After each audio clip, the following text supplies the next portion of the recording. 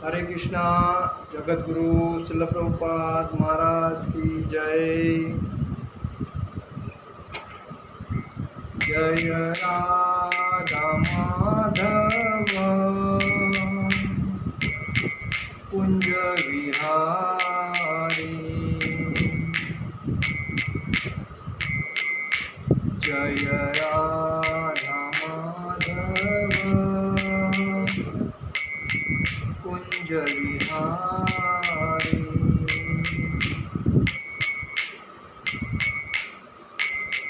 गोपीजन वल्लभ गिरिवरधारी। गोपीजन वल्लभ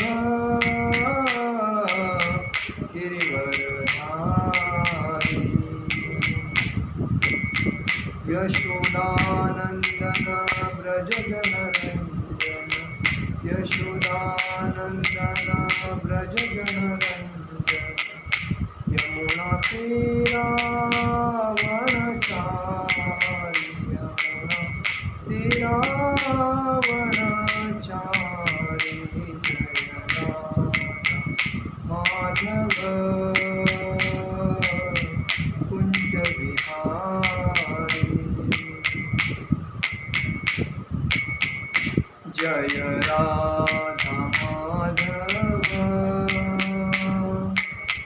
कुंज विहारी। हरे कृष्णा कृष्ण कृष्ण हरे हरे।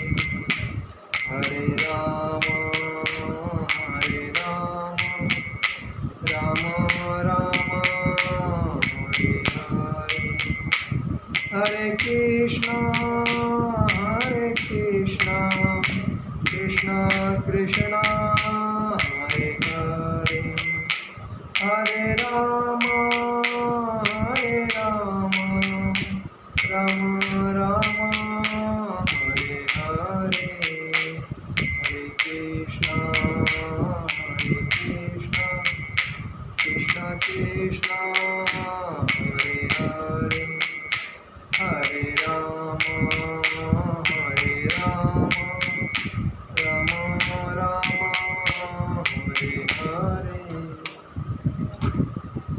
जय ओम विष्णुपाद परमहंस परिव्राजकाचार्य अष्टोत्तर शत श्री श्रीमद् एसी भक्ति वेदांत स्वामी शील प्रभुपाद महाराज की जय। जय ओम विष्णुपाद परमहंस परिव्राजकाचार्य अष्टोत्तर शत श्री श्रीमद् भक्ति सिद्धांत सरस्वती ठाकुर शील प्रभुपाद महाराज की जय। अनंत कोटि वैष्णव वृंद की जय। नामाचार्य श्री हरिदास ठाकुर की जय।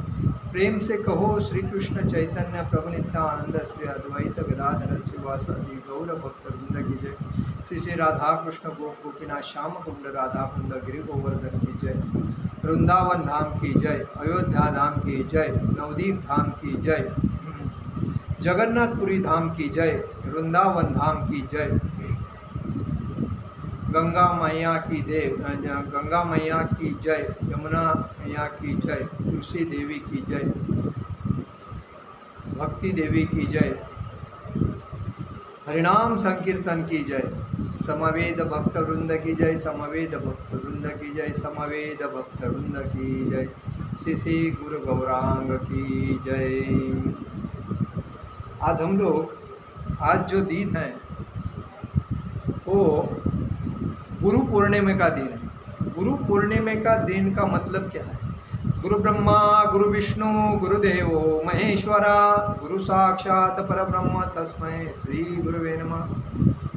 गुरु जीवन में अगर जो आदमी जन्मता है उसका प्रथमता गुरु होता है माँ बाप। उसके बाद का गुरु होता है शिक्षक। उसके बाद का गुरु होता है उसका जो ज्ञान देता है वो, और उसके बाद का जो गुरु होता है आध्यात्मिक होता है। तो आज जब बच्चा कोई भी जन्म लेता है तभी उसका पहला गुरु कौन होता है? उसकी माँ होती है। उसके बाद क्योंकि वो जन्मता है तो पहला उसको कौन देखता है? माँ देखती है। उसके बाद पिताजी देखते हैं। उसके बाद आजू बाजू के लोग उसके पास आते हैं। वैसा देखने को जाएगा तो इस धरती पे हर दिन हर आदमी को अलग अलग गुरु मिलता है। इसका कारण क्या है? क्योंकि हर आदमी में कुछ ना कुछ अलग गुण रहते हैं, तो आदमी को उसके साथ सीखना मिलता है। लेकिन आदमी क्या करते हैं? गलत आदमी की संगत करके गलत ही उससे सीखते हैं, तो ये गलत है। आदमी, हर आदमी में अलग अलग गुण है। गलत आदमी में भी अच्छे गुण होते हैं, लेकिन वो हमें उसको एक्सेप्टेड करने को आना चाहिए, मतलब देखने को और आत्मसात करने को आना चाहिए। अच्छे आदमी में भी बुरे गुण होते हैं, उसको बाजू करना चाहिए। क्या है? हंस जो होता है, अभी हम लोग को भगवान, मतलब जो प्रभुपाद ने जो बोला है, प्रभुपाद बोलते हैं जो कृष्ण भक्त है वो हंस है। जो हंस होता है वो कोई भी जगह पे जाएगा ना, तो प्रथमतः एक उठाव दिखेगा और किसी मतलब पक्षी में नहीं रहेगा, वो एकांत में रहेगा। तो ये जो कृष्ण भक्त जो है वो शुद्ध हंस है। जैसा कि हंस ऐसा है कि अगर पानी और दूध मिलाने के बाद हंस को अगर उधर दिया जाता है पीने को, तो उसमें का दूध ही पिएगा, पानी नहीं पिएगा। इसका मतलब क्या है कि हर आदमी को ये समझना चाहिए कि ज़िंदगी में हमें ऐसे ऐसे गुरु मिलता है। माता जी मिलती है, उसमें से भी अपने को एक गुण अच्छा मिलता है। प्रभु जी मिलते हैं, उसमें से भी अपने को गुण अच्छे मिलते हैं। कोई छोटे बच्चे होते हैं, उसमें से भी अपने को गुण मिलते हैं, अपने से भी गुण उनको मिलते हैं। तो ये देवान गेवान, तो गुरु, इसका मतलब क्या है? जो भगवत गीता में प्रथम गुरु कौन है? जो 5 पांडव का, तो कृष्ण भगवान है। जब कृष्ण भगवान जब उसकी पोपा जो कुंती माता जी, उसके पिताजी की बहन थी, और जब उन्होंने कहा कि मेरे पास जो पांडव है वो अतिशय गरीब है और तेरे सिवा उसका कोई नहीं है, तू ही उसकी रक्षा करना, क्योंकि कौरव उनको जिंदा नहीं रखेंगे, क्योंकि कौरव 100 है और वो दुष्ट है, घमेंड अहंकारी है, तो वो उनको देख के नहीं लेते हैं पांडु के पुत्रों को, इसीलिए आप भी उसका सर्वस्व। तभी उन्होंने अपने पापा को वचन दिया, आप चिंता मत करो, मैं उनकी जवाबदारी लूँगा और जो भी कुछ उनको तकलीफ होगा उसको मैं सपोर्ट करूँगा और उनको बचाऊँगा। तो इस बेसिस पे जो गुरु होता है, इसका मतलब क्या है? देखिए, माँ जो होती है वो अपने बच्चे को कोई भी तकलीफ, मतलब अगर पेशाब भी होता है तो वो पेशाब में नहीं रखती है, उसको टॉयलेट होता है वो टॉयलेट में रखती है, उसको खांसी आती है तुरंत दवा देती है, उसका कुछ भी गर्म ठंडी लगती है तुरंत उसको गर्म देती है, उसको कुछ रोया तुरंत लेती है। क्यों लेती है? ये जो तकलीफ है, उसको भूख लगी तुरंत उसको खाना देती है, दूध देती है। तो इसका क्या है? क्योंकि वो गुरु है। गुरु का मतलब है कि हर अपने शिष्य को हर तरफ से उसकी देखभाल करो, उसको संरक्षण दे दो, उसका भवितव्य देखो और उसको अग्रेसर करो, मतलब ग्रोथ करो, उसकी ग्रोथ करो। और यही शिष्य का भी काम होता है कि अपने गुरु ने हमें जो शिक्षा दी उसको आत्मसात करो। उसको आत्मसात करने के बाद अपने जैसे लोगों को बनाने के लिए प्रचार करो, और प्रचार के माध्यम से लोगों को ये शिक्षा मिलनी चाहिए। ये एक जो गुरु है ये अतिशय सुंदर, उत्तम, उत्कृष्ट, मौल्यवान गुरु है। इसकी हमें दीक्षा या उसके विचार हमें लेना चाहिए। विचार पहला लेना चाहिए, उनकी संगति करना चाहिए, उसके बाद उस गुरु की दीक्षा लेनी चाहिए और हमें भी भागवत धाम जाने का रास्ता सुपीक मिलेगा। तो कहने का मतलब यही है, आज के इसमें दिया है अर्जुन के जो गुरु है वो कृष्ण भगवान है, और वो कृष्ण भगवान उनको क्या बोलते हैं?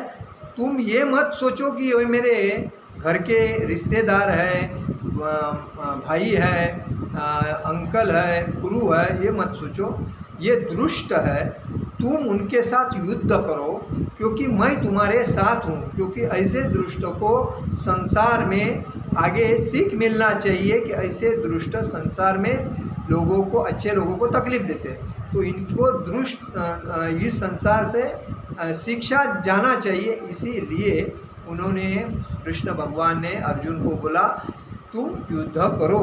तभी अर्जुन क्या बोलता है कि उसने बहुत कुछ उनके सामने विषय रखे कृष्ण भगवान के साथ कि मेरे गुरु है वो द्रोणाचार्य और भीष्म मेरे गुरु है, और दूसरी बात ये जो कौरव जितने भी है वो 100 कौरव मेरे चाचा के लड़के हैं, मेरे भाई है। लेकिन भगवान बोलते हैं अगर ये सब कुछ तुझे समझता है लेकिन उनको तो नहीं समझ रहा है। वो उन्होंने तुम्हारे 5 पांडवों की द्रौपदी को भरे सभा में वस्त्रहरण करके उसकी बेइज्जत की, तो वो कहाँ से मिलेगी? तुम्हारी वापस आएगी इज्जत? नहीं मिलेगी। तो उसका मतलब जो ये करना है, मतलब उसका विरोध करने के लिए या मतलब उससे बदला लेने के लिए तुझे युद्ध करना पड़ेगा। ये मैं जो बोल रहा हूँ वो कर, क्योंकि भगवान कृष्ण ने उनको तो पहले ही मार चुका थे, किसको? कौरवों को। अभी उसमें खाली यही था कि उनको लगता था ये क्या करेंगे, मेरे पास करोड़ों सैनिक है, तो ये 5 पांडव हमें क्या करेंगे। तो उनको मालूम नहीं था जो 100 कौरव और उनकी जो लाखों करोड़ों जो सैन्य थे उसको पहले ही बेचिराग किया था भगवान कृष्ण ने, और खाली ये अर्जुन खाली निमित्त था, और वो निमित्त के वजह से उनको युद्ध करने को बोल रहे थे। तो यही है आज के क्या बोलते हैं भगवान श्री कृष्ण अर्जुन को, इसके बारे में हम बताएं।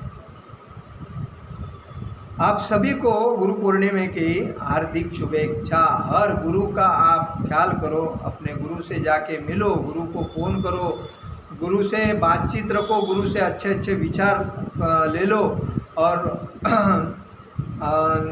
आपके आरोग्य संभालो, और जैसा गुरु का ख्याल रखते वैसा गुरु ने भी गुरु का ख्याल रखना चाहिए, क्योंकि गुरु आपका ख्याल रखता है इसीलिए। कार्पण दोषोपहत स्वभाव पुच्छामि त्वा धर्म समुद्ध चेतः यच्छ्रेयः स्वान्त्री निश्चित भूत तन्मे शिष्यस्तेह साधिमा त्वा प्रपन्नम्। कार्पण्य दोषोपहत स्वभाव पुच्छामि त्वा धर्म समुद्ध चेतः यच्छेन्द्रयः स्थानिच्छित भुवन्तन्मे शिष्यस्तेह साधिमा त्वा प्रपन्नम्। कार्पण्य दोषापहत स्वभाव पुच्छामि त्वा धर्म समुद्ध चेतः यच्छेन्द्रः स्थानिच्छित भुवस्तस्मै शिष्यस्तेह साधिमा त्वा प्रपन्नम्। कार्पण्यम कुपणता, दोष, दुर्बलता से उपहत ग्रस्त स्वभाव गुण विशेषताएं पुच्छामी म्हणजे पूछ रहा हूँ, त्वाम म्हणजे तुझसे, धर्म समुड मोहग्रस्त चेता हृदय में यत म्हणजे जो श्रेय म्हणजे कल्याणकारी, स्तात म्हणजे हो, निश्चितम म्हणजे विश्वासपूर्वक, ब्रूही म्हणजे कहो, तत म्हणजे वह, में म्हणजे मुझको, शिष्य म्हणजे शिष्य, ते म्हणजे तुम्हारा, हम म्हणजे मैं, शाधी म्हणजे उपदेश दीजिए, माम म्हणजे मुझको, त्वाम म्हणजे तुम्हारा, प्रपन्नम म्हणजे शरणागत। अर्जुन क्या बोलते हैं भगवान से, अब मैं अपनी कुपन दुर्बलता के कारण अपना कर्तव्य भूल गया हूँ और सारा धैर्य खो चुका हूँ। ऐसी अवस्था में मैं आपसे पूछ रहा हूँ कि जो मेरे लिए श्रेयस्कर हो उसे निश्चित रूप से बताइए। अब मैं आपका शिष्य हूँ और आपका शरणागत हूँ, कृपया मुझे उपदेश दीजिए। क्या बोलते हैं, अभी मुझे मैं आपका शिष्य हूँ, मुझे आपका उपदेश दीजिए। अभी भगवान बोलते हैं यह प्राकृतिक नियम है कि भौतिक कार्यकलाप की प्रणाली ही हर एक के लिए चिंता का कारण है। भौतिक ये युग में हमारे घर के, परिवार के लोग सब अपने में जब अच्छा होता है तभी सब नज़दीक आते हैं, कोई प्रतिष्ठित होगा ऐसा लगेगा, तो सब चिपकने को आएंगे और कुछ ना कुछ बातें करेंगे, फोन करेंगे, लेकिन अपना फ़ायदा नहीं रहेगा तो कोई नज़दीक नहीं आएगा। वही बता रहे हैं। पग पग पर उलझन मिलती है, अतः प्रामाणिक गुरु के पास जाना आवश्यक है। पग पग मतलब पल, मतलब पग पग मतलब थोड़े थोड़े बाद आदमी को पलटने वाले लोग मिलते हैं, गलत लोग मिलते हैं, लेकिन उसमें से प्रामाणिक गुरु के पास ही जाना चाहिए, जो जीवन के उद्देश्य को पूरा करने के लिए समुचित पथ निर्देश दे सके। समग्र वैदिक ग्रंथ हमें यह उपदेश देते हैं कि जीवन की अनचाही उलझनों से मुक्त होने के लिए प्रामाणिक गुरु के पास जाना चाहिए। कौन से गुरु के पास? प्रामाणिक, और वो भी कृष्ण भक्ति में तल्लीन है, एक निष्ठ है, शुद्ध भक्त, उसके उस प्रामाणिक, उस जैसे प्रामाणिक भक्त के पास जाना चाहिए, उसको गुरु मानना चाहिए। ये उलझने उस दावाग्नि के समान है जो किसी के द्वारा लगाए बिना भभक उठती है। इसी प्रकार विश्व की स्थिति ऐसी है कि बिना चाहे जीवन की उलझने स्वतः उत्पन्न हो जाती है। कोई नहीं चाहता कि आग लगे, किंतु फिर भी वह लगती है और हम अत्यधिक व्याकुल हो उठते हैं। देखिए, जंगल में जब धूप से पूरी जो ये रहती है, जो घास रहती है, वो सूख जाती है और बाद में लकड़ी के ऊपर लकड़ी घस के उसके ऊपर आग लगती है उस घास को, और वो घास में आग लगने के बाद पूरा घास जलता जाता है।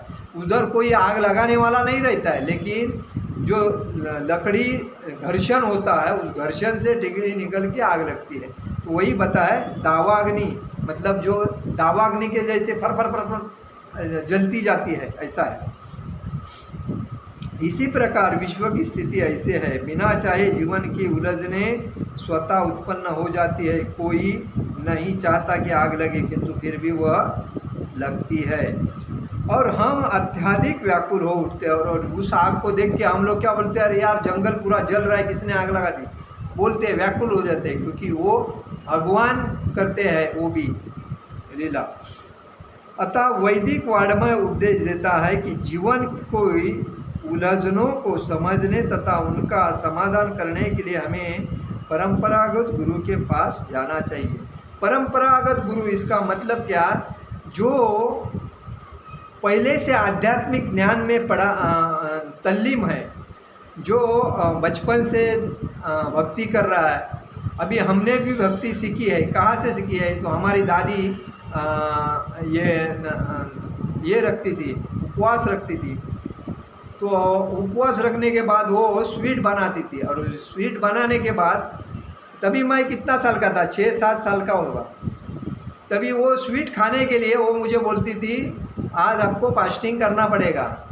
मैं बोला, क्या फास्टिंग क्या होता है? तो उपवास। तो उपवास में क्या मिलेगा? तो शाम को मैं आपको स्वीट दूँगा, खीर दूँगी। तो खीर खाने के लिए मैं सुबह से लेके शाम तक उसके साथ उपवास करता था। और जहाँ बाद में वो उपवास के बाद मेरे को कोई कहानी सुनाती थी, और सुनाने के बाद वो खीर खाने के बाद मैं सो जाता था।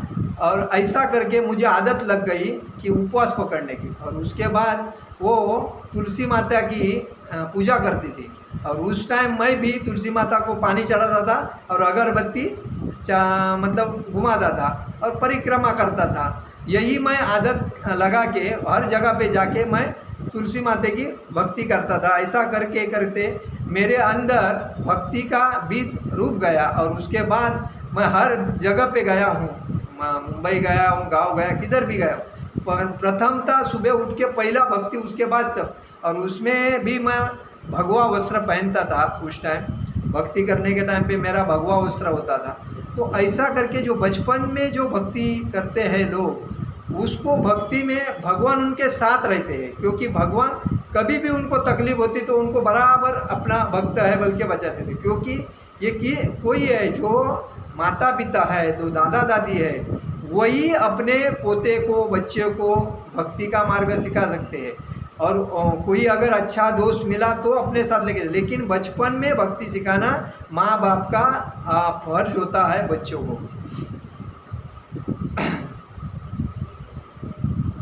अतः वैदिक वाङ्मय उपदेश देता है कि जीवन की उलझनों को समझने तथा उनका समाधान करने के लिए हमें परंपरागत गुरु के पास जाना चाहिए। जिस व्यक्ति का प्रामाणिक गुरु होता है वह सब कुछ जानता है। देखिए, कोई भी गुरु आज मार्केट में ऐसे पड़े हैं कि धंधा करने और पैसा कमाने के लिए है, लेकिन प्रामाणिक गुरु को है, एकनिष्ठ गुरु कौन है, जो इधर उधर भागता नहीं, क्यों ये बराबर नहीं मेरे का इज्जत करते नहीं इसलिए दूसरा पकड़ूं, वो बराबर नहीं, वो उधर चीटिंग हो रही है दूसरा, ऐसा नहीं। गुरु एक ही होता है, जो एक ही भगवान को मान के, जो उनका जो सीनियर गुरु रहता है उसको पकड़ के जो चलते हैं वो बदलते नहीं, वो ही प्रामाणिक गुरु, एकनिष्ठ गुरु, शुद्ध गुरु होता है। उसका ही उससे सब कुछ, वो सब कुछ जानता है, उससे खुद सब कुछ जानना चाहिए। अतः मनुष्य को भौतिक उलझने में न रहकर गुरु के पास जाना चाहिए। देखिए, मतलब ये संसार है, मायावादी है, माया ये भगवान का बाह्य रूप है, लेकिन अंतर रूप में जाने के लिए हमें कितना तकलीफ होता है। मन एकाग्र करना पड़ता है, सुबह उठना पड़ता है, तपस्या करना पड़ता है, भगवान परीक्षा लेता है, उसमें पास होना पड़ता है, उसके बाद में वो भगवान के अंतरा शक्ति में जाता है, मतलब गुरु के पास जाता है, गुरु को मिलता है। कोई तो गुरु बताता है भाई ये गुरु अच्छा है, नहीं तो क्या होता है भौतिक ये क्या बताया है, भौतिक माया शक्ति में उलझने के बाद आदमी गुरु के पास नहीं जाता है। क्यों? क्योंकि उसको लोन का टेंशन रहता है, बाल बच्चे का टेंशन रहता है, परिवार का ना रिलेटिव का टेंशन रहता है, उसको कोई ना कोई प्रेशर देता है, काम बॉस प्रेशर देता है, नौकरी करता है तो बॉस प्रेशर देता है, जो बिजनेस करता है तो जिससे होलसेल में सामान लिया है वो उसको प्रेशर देता है, अगर लोन लिया है तो बैंक वाला उसको टेंशन देता है, तो उसका मन चंचल रहता है। तो चंचल मन वाले आदमी भक्ति में कैसा आएगा? वो तो ईद भर पेट के लिए दिन रात मेहनत करता है, लेकिन पेट ही नहीं भरता है। जो आदमी अपने को फ़ायदा मिला है, अपना बैंक बैलेंस है, अभी उलझने का छोड़ दो, जितना है उसके ब्याज पे हम आराम से बैठ के खा सकते हैं, ये अगर सोचता है तो सुखी बन सकता है, नहीं तो दिन रात मेहनत करने के बाद भी कुछ नहीं फ़ायदा है। तो यही बताया कि भौतिक उलझने में रहकर गुरु के पास जाना, आखिर भौतिक उलझने में कौन सा व्यक्ति पड़ता है? वह जो जीवन की समस्याओं को नहीं समझता। जीवन की समस्याओं को नहीं समझता, इसका मतलब क्या है? जीवन की समस्या, अगर हमें सपने बड़े बड़े अगर दिल में हैं, मेरे को ये चाहिए, मेरे को गाड़ी चाहिए, बंगला चाहिए, प्रॉपर्टी चाहिए, बैंक बैलेंस चाहिए, हर जगह पे घर चाहिए, ऐसे अगर सपने रहेगा तो कभी भक्ति में नहीं आएगा, वो खाली दिन रात पड़ता रहेगा पैसे के पीछे।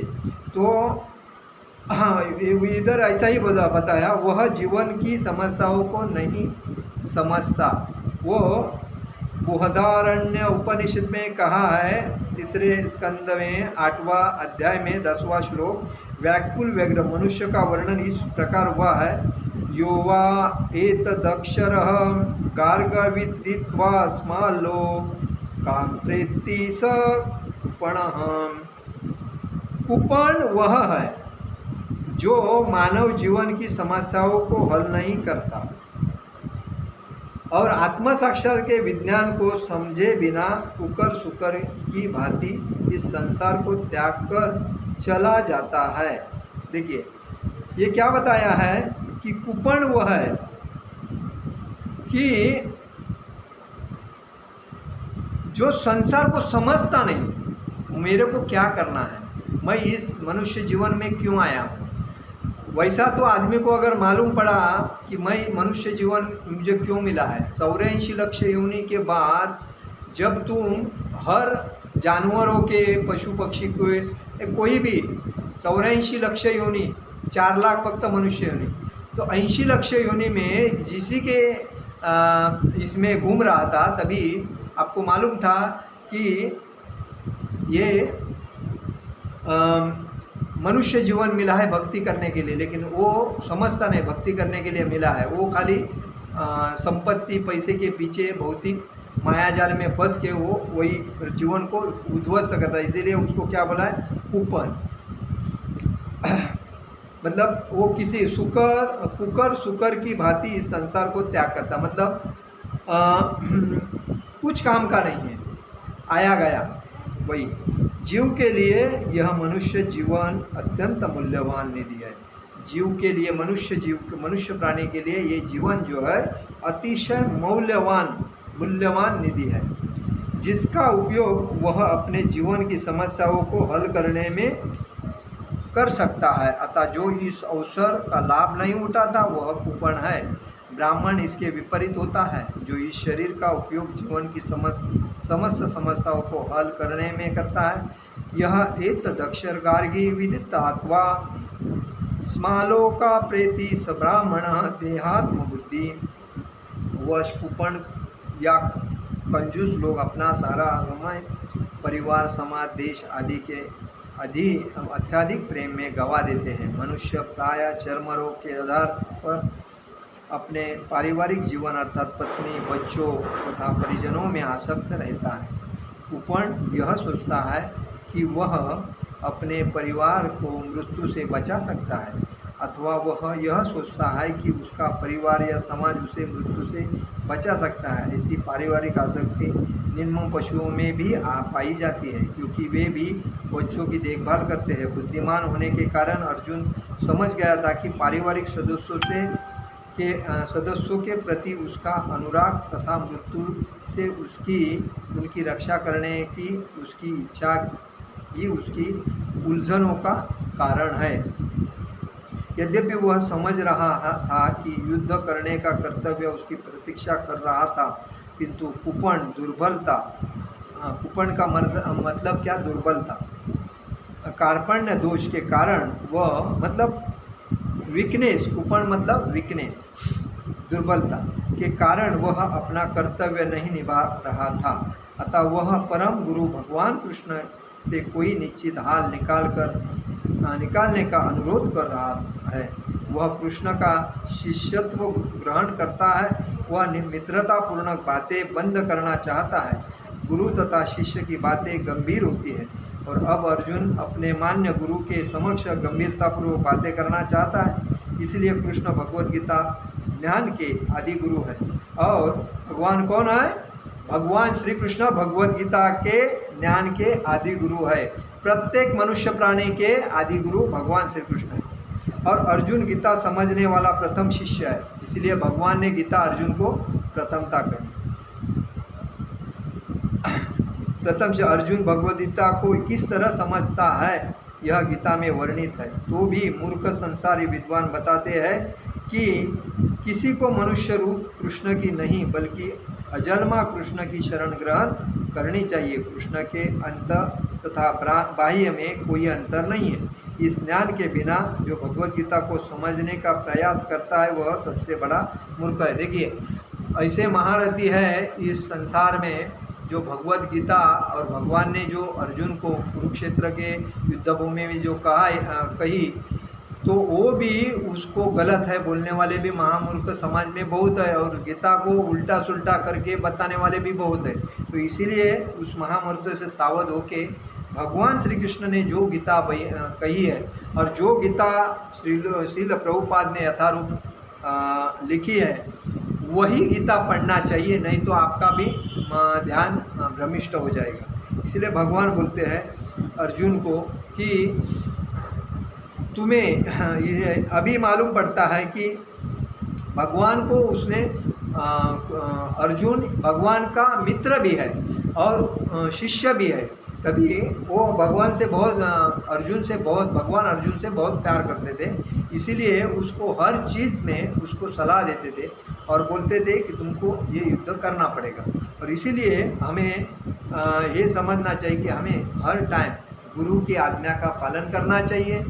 गुरु को हर टाइम मतलब कोई भी अपने पास प्रॉब्लम आता है तो गुरु से कांटेक्ट करना चाहिए, सलाह मसलत करना चाहिए, और गुरु का फोटो हर दिन अपने पास रखना चाहिए, क्योंकि गुरु साक्षात विष्णु है, और विष्णु का जो दास है, जो दासानुदास वही गुरु है। और इसीलिए जो कृष्ण भक्ति में जो भी आता है उसने कृष्ण भक्ति का ध्यान लेके कृष्ण भक्ति में जो भी गुरु है वो पारदर्शक है, शुद्ध गुरु है, उसको चेक करके उनको आत्मसात गुरु मान के उनकी सेवा में हम कृष्ण भक्ति में आना चाहिए। और इसीलिए कृष्ण भक्ति सबसे श्रेष्ठ है। और भगवान इसीलिए बोलते हैं मैं समस्त जीव मनुष्य प्राणी का गुरु हूँ।